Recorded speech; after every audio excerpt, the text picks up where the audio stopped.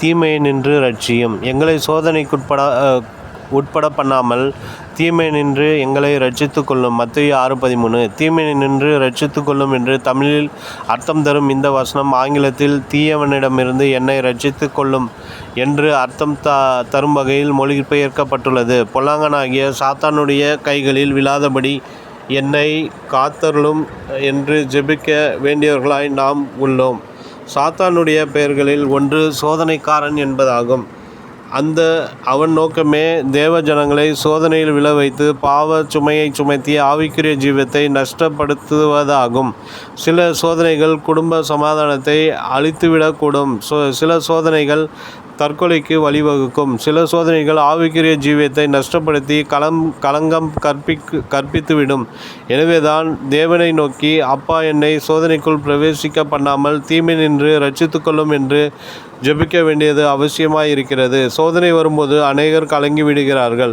சிலர் பாவ சோதனைகளை கடவுள்தான் கொண்டு வருகிறார் என்று தவறாக எண்ணுகிறார்கள். வேதம் சொல்லுகிறது, சோதிக்கப்படுகிற எவனும் நான் தேவனால் சோதிக்கப்படுகிறேன் என்று சொல்லாதிருப்பனாக. தேவன் பொல்லாங்கினால் சோதிக்கப்படுகிறவர் அல்ல, ஒருவனையும் அவர் சோதிக்கிறவரும் அல்ல. யாக்கோபு 1:13. தேவன் ஒருவனை சோதிக்கிறவர் அல்ல என்று வேதம் சொல்லும் அதே நேரத்தில் கர்த்தர் ஆபிரகாமை சோதித்தார். ஆதி ஆகமம் 2:1 என்று வேதம் சொல்லுவதால் ஒன்றுக்கொன்று முரண்பாடு உள்ளதே என்று சிலர் கேட்கலாம். தமிழ் மொழியில் பல அர்த்தங்கள் தொனிக்கும் வகையில் பரீட்சை, சோதனை என்ற வார்த்தைகள் பயன்படுத்தப்படுவதே இதன் காரணமாகும். ஆங்கிலத்தில் 1 டெஸ்ட், 2 ட்ரையல், 3 டெம்டேஷன் என தனித்தனி வார்த்தைகள் தனித்தனி அர்த்தங்களை தரும் வகையில் அமைந்துள்ளன.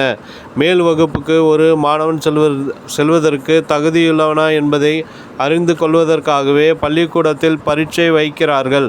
ஆனால் கர்த்தர் உங்களை சோதிப்பதெல்லாம் எந்த முகாந்திரத்தை வைத்து உங்களை உயர்த்துவது, மேன்மைப்படுத்துவது, அதிகமான பொறுப்புகளை தருவது ஆகியவற்றை பற்றியதாகும். ஆனால் பரீட்சையையும் சோதனையையும் ஒரு மனிதனை கீழே தள்ளி பேரை கெடுத்து அவனை அழிப்பதற்காகவே சாத்தான் கொண்டு வருகிறான்.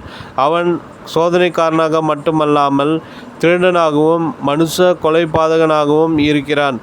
அவன் திருடவும் கொல்லவும் அழிக்கவும் வருகிறானேயன்றி வேறொன்றுக்கும் வரான். தேவப்பிள்ளையே, கர்த்தரோ உன்னை சிறுமைப்படுத்தி உன்னை பசியினால் வருத்தி மனுஷன் அப்பத்தினால் மாத்திரமல்ல கர்த்தருடைய வாயினின்று புறப்படுகிற ஒவ்வொரு வார்த்தையினாலும் பிழைப்பான் என்பதை உனக்கு உணர்த்துகிறார். உபாகமம் 8:3. நினைவிற்கு, உங்கள் திராணிக்கு மேலாக நீங்கள் சோதிக்கப்படுவதற்கு அவர் இடம் கொடாமல் சோதனையை தாங்கத்தக்கதாக சோதனையோடு கூட அதற்கு தப்பிக்கொள்ளும்படியான போக்கையும் உண்டாக்குவார். 1 கொரிந்தியர் 10:13.